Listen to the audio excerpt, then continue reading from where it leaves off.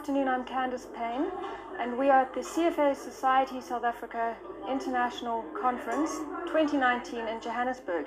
And I have the privilege of speaking to Wendy Addison, who is the CEO of Speak Out, Speak Up, and the Legendnet Whistleblower, you may remember, and Kweku Adoboli, who was a UBS trader and convicted for fraud and recently deported from the UK back into Ghana.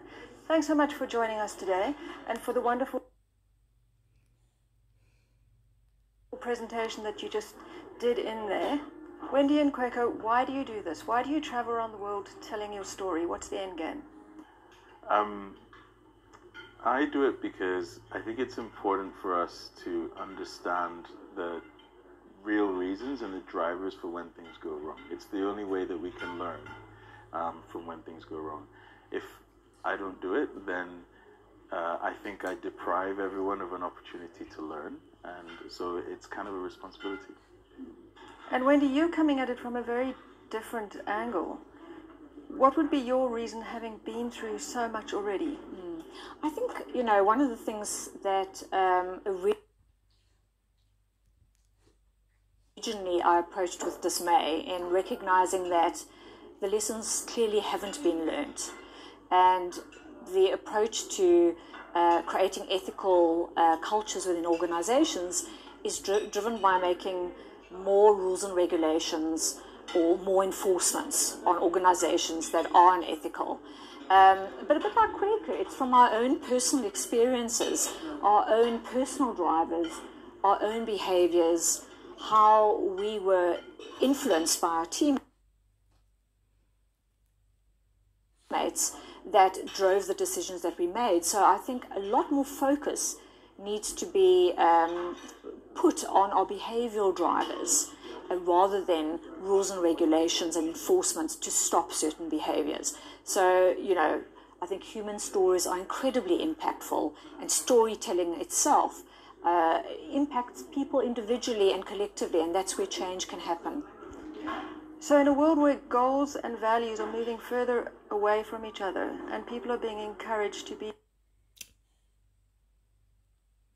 more acquisitive and seek out their own sort of self-determination, what do you think is going to make people whistleblow more or stop this kind of behavior? May I go first? Yeah. So it's very interesting, the empirical science on our self-concept and what we like to think of ourselves and how we build our self-image is mostly aligned to believing that we're good moral people. That, you know, and when that is corrupted in whatever, any way or shape or form, then we're in disbelief and we have this optimism bias about ourselves. So my sense of it is, instead of actually being reactively punishing in terms of enforcements and rules and regulations, could we perhaps harness and nurture the natural intrinsic self-belief that we are good moral people and that we would speak up if we were confronted with malfeasance? Could we be given the skills and the narrative to be able to speak up and listen up in those red zone moments based on the fact that intrinsically we believe ourselves to be good moral people in the first instance? And Kweku, you having been on the other side of that fence and actually the trigger puller, and is what Wendy's saying, would it stack up in that situation? Absolutely. Well, my story and that of others who've been in similar situations to me is that you end up in a situation where there's a negative outcome, but you never intended for there to be a negative outcome. So the decisions you were making along the pathway were important reflection points to determine whether or not you'd have a negative outcome. And so it's only when you can take a step back and reflect that you recognize that actually at every single instance I've got a decision to make about whether something is ethically right or wrong. And until you've actually been given an opportunity to learn that every single decision creates an ethical dilemma, you don't realize that you need tools in order to be able to make those decisions correctly. Okay. So both of you, having suffered so much, what would you have changed in retrospect? And I kind of linked that question to, had you acted earlier or done something differently, you may both have exited your corporations and not been able to affect the change that you did. So looking back to kind of come to a similar end, what would you have done differently in the situations? Maybe Wendy, you can start. Yeah, thanks for that. It's an important question, and I think it speaks to most whistleblowers that I speak to around the world, and the sense of aloneness, that I'm the only person that's observed the wrongdoing, and therefore I've got this obligation and duty to do something about it.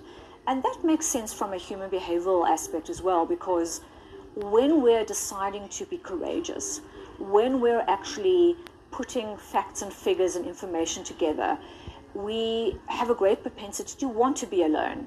The last thing we need is our colleagues or our parents or our family saying, no, don't do that, or you must do this, this will work better for you. It's almost in those alone moments where we are hitting the pause button and going, I'm deciding to do that. The problem with that is then whistleblowers then generally continue the journey feeling that they're terribly alone and isolated. And I think one of the profound lessons that I learned was, I wish that I had trusted my own persuasive skills to convince my wonderful executive team to come along with me. Even if it was just one individual in my team, to have gone to have that courageous conversation with the joint CEOs, that would have mitigated the power disparity between us. But again, it's this hindsight that we have, and this goes back to why these lessons are so important. And I can only echo that. This concept of courageous conversations is really important, because if there's one thing I would change, I'd go back to the 27-year-old me and say, you know what, Kweku, have the courage to stand up and say that what you're being asked to do is either impossible. If you're not given extra resources in terms of people, in terms of time, in terms of capital, etc., to build the systems, the thing that you're being asked to do is impossible. So you need to go to leadership and you need to say to them, either give me the resources or we're not going to do it because it's impossible. And it doesn't matter whether it's me or someone else, they're going to fall in a gap. And we could feel the pressure of the challenge of what we were being asked to achieve, but we didn't have the courage to stand up and say, you know what, this is too much pressure. This is too difficult. And in a world that is increasingly complex, with more and more conflict and more target-driven, as you said, it becomes more and more difficult, and you require more and more courage to stand up and stay true to your ideals.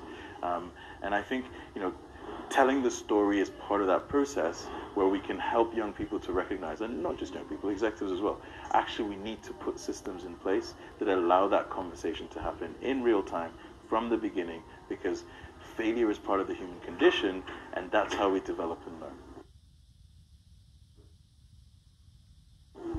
Kweku and Wendy, you are doing wonderful work. Thank you so much for coming and sharing your story today. Thank you very much. Pleasure. Thanks for having us.